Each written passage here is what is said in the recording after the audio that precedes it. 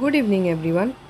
আজকে স্কুল থেকে এসে একটা খুব প্রয়োজনীয় জিনিস আমি বানিয়ে নিলাম আমার মেয়ের জন্য, যেটা হচ্ছে গিয়ে একটা হেয়ার অয়েল।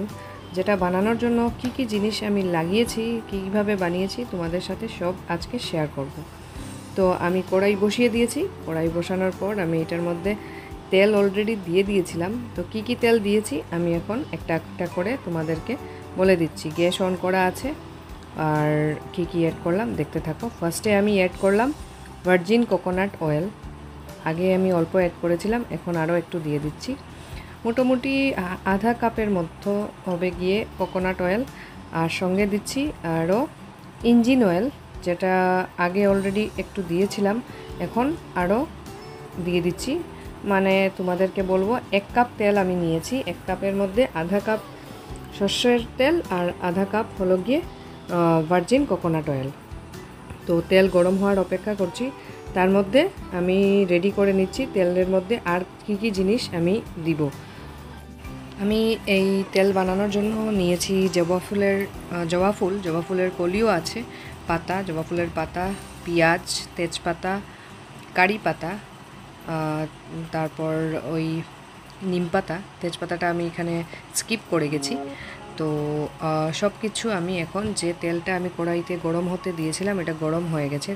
তো সব কিছু এখানে দিয়ে দেবো। দেওয়ার সাথে সাথেই দেখবে এটার পুরো এই যে ঝ্যাংটা উঠছে উপর দিকে।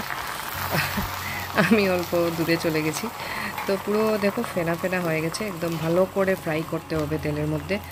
তারপর আমি তাতে আরও কিছু ইনগ্রিডিয়েন্টস অ্যাড করব। তোমরা দেখবে এই তেলটা কিন্তু খুব উপকারী, তোমরা তোমাদের বাচ্চাদেরকে দিতে পারো। আমি এখন দিয়ে দিয়েছি এটাতে মেথি দিয়ে দিচ্ছি, কালিজিরা, সরি মেথিটাও দিয়েছি। মেথি দিয়েছি, কালিজিরা দিয়েছি।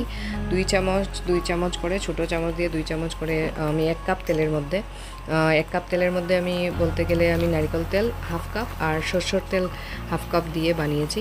এইভাবে ভালো করে ফ্রাই করে দিতে হবে একদম, মানে যখন পেঁয়াজ তারপর তেজপাতা সব কিছু কালো কালো হয়ে গেছে। তো তারপর আমি গ্যাসটা অফ করে দিলাম। এই তেলটা তোমরা লাগাবে তোমাদের বাচ্চাদেরকে। আমি মনে করি এই তেলটা খুব উপকারী। আমি এটাতে ছাঁকনি দিয়ে, ঠান্ডা হওয়ার পর আমি এটাকে ছাঁকনি দিয়ে ছাঁকলাম। তারপর বাকি যে অবশিষ্ট ছিল ওইটাকে আমি একটা কাপড়ের টুকরার মধ্যে নিয়ে ভালো করে, যাতে একটুও তেল বাঁচে না, পুরো তেলটা যাতে আমি ওর মাথায় দিতে পারি। আমার মেয়ের মানে চুল প্রথম খুব কম ছিল, উঠছিলই না। তো এই তেলটা দিয়ে কিন্তু আমি অনেক উপকার পেয়েছি, তাই তোমাদের সাথে ভাবলাম একটু শেয়ার করি। তারপর তেল ঠান্ডা হয়ে যাওয়ার পর এখানে এরান্ড অয়েল, যেটা ডাবরের ক্যাস্টর অয়েল বলতে পারো, ঠিক আছে, ওইটা তোমরা 2 চামচ আমি এটার মধ্যে দিয়ে দিচ্ছি। ঠান্ডা হওয়ার পর দিচ্ছি।